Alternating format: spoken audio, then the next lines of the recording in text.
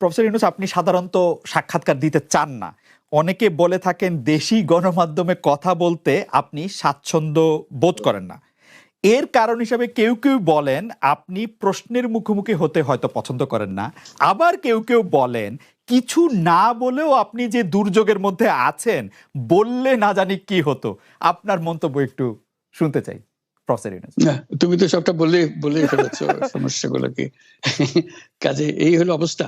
অবস্থাটা হলো আমি বলছি দেশের কাউকে কিছু বলি এমন কথা তো নয়।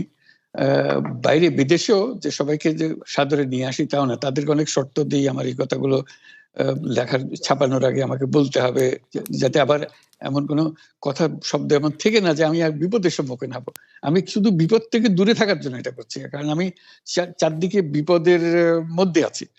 কাজেই কথা না বলা এটা একটা নিজেকে রক্ষা করার একটা